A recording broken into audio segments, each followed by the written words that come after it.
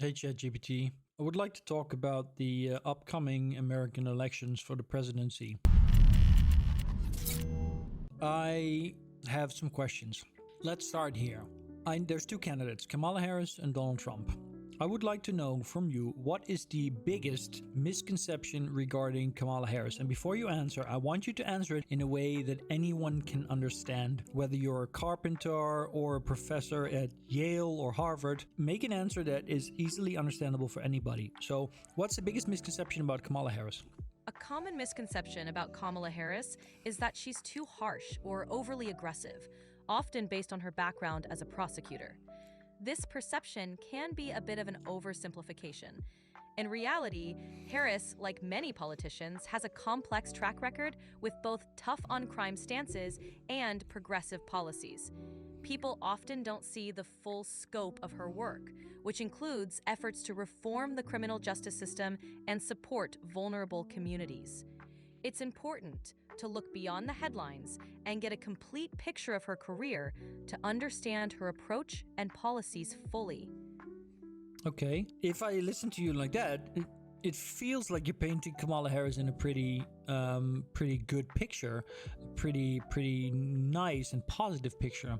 Can you do exactly the same thing for Donald Trump? Tell us, what is the biggest misconception about Donald Trump? A widespread misconception about Donald Trump is that he is solely a successful businessman who brought his business acumen directly into politics. While he certainly had a prominent business career, Trump's business history is complex, marked by significant successes and failures, including bankruptcies. Viewing him as purely a business success story simplifies his varied and sometimes controversial business record. It's essential to consider the full breadth of his business dealings to get a more nuanced understanding of his background before he entered the political arena. Okay, now this is interesting, but to me as a listener, it almost seemed like you picked a negative aspect of how people view Kamala Harris, and then you explained that to make her look more positive. But when I asked you to do the same for Donald Trump, you did the opposite. You took something that is being perceived as very positive, and then you proceeded to explain it in a way that made it look a bit more negative. Is that a coincidence, or what's going on here? I see your point. It wasn't intentional, but it's a fair observation. My aim was to highlight a common perception and then provide context.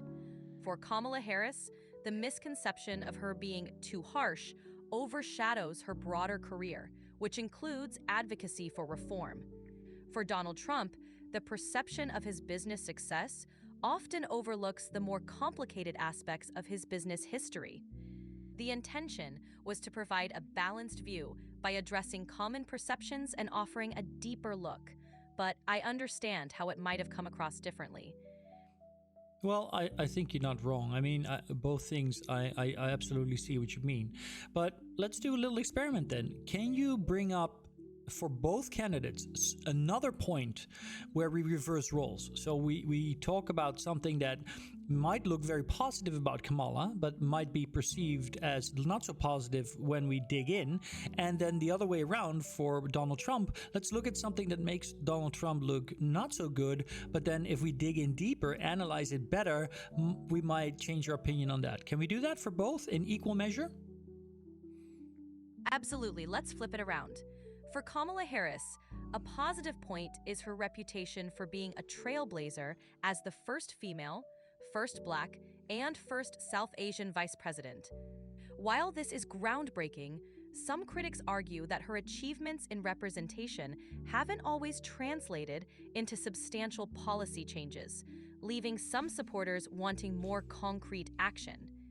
Now, for Donald Trump, a point often viewed negatively is his confrontational style and use of social media, which many saw as divisive.